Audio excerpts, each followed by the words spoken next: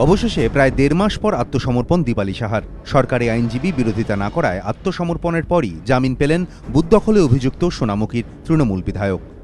সোমবার সকাল ৮টা ২৫ বিষ্ণুপুর মহকুমা আদালত চত্বর তখনও ফাঁকা। সদর এক তৃণমূল কর্মীর ঘেরাটোপে আদালতে পৌঁছন Dipali.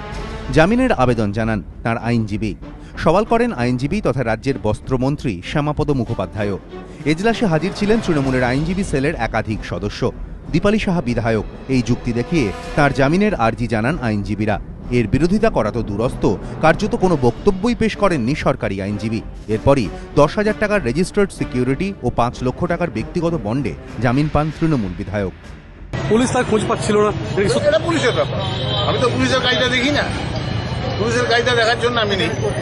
She is the member of the legislative assembly. এখন অ্যাসেম্বলি চলছে, বহু লেজিসলেশন হচ্ছে। Present in the assembly.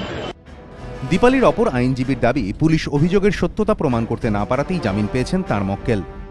আমরা কোনো হত্যা টিট বা আগাম জামিনের উচ্চ আদালত বা জজ সাহেবের কোর্টে ডিস্ট্রিক্ট জাজের কাছে কোনো আবেদন করিনি, রিজেকশন নেই। আমরা আদালতে বেল প্রেয়ার করেছিলাম, মুভ করেছি, লার্নার কোর্ট কনসিডার করে বেল দিয়েছেন।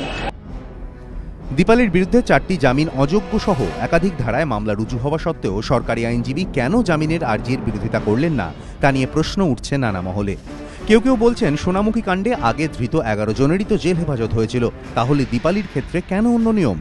জামিনের শুনানির সময় কেন এজলাসে নিরুত্তর সরকারি আইনজীবী? প্রশ্ন উঠছে, শাসক দলের বিধায়ক বলেই দীপালি সাহাকে কি এই ছাড়? প্রসঙ্গত, সাম্প্রতিক সময় এই ধরনের অভিযোগ উঠেছে বারবার।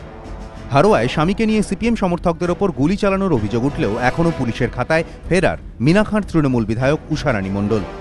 পাড়ুইকাণ্ডের মূল অভিযুক্ত অনুব্রত মণ্ডলকে জিজ্ঞাসাবাদ না করা এবং লাভপুর কাণ্ডে চার্জশিটে মনিরুল ইসলামের নাম না থাকা ঘিরেও প্রশ্ন তুলেছে বিরোধীরা।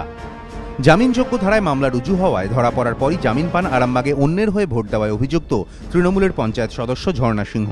বর্ধমানের ইছলাবাদে ভোটারকে মারধরের ঘটনায় ধৃত 3 জনও সহজেই জামিন পান, যারা এলাকায় তৃণমূল সমর্থক বলেই পরিচিত। স্বপন নিয়োগী, এবিপি আনন্দ, বাঁকুড়া।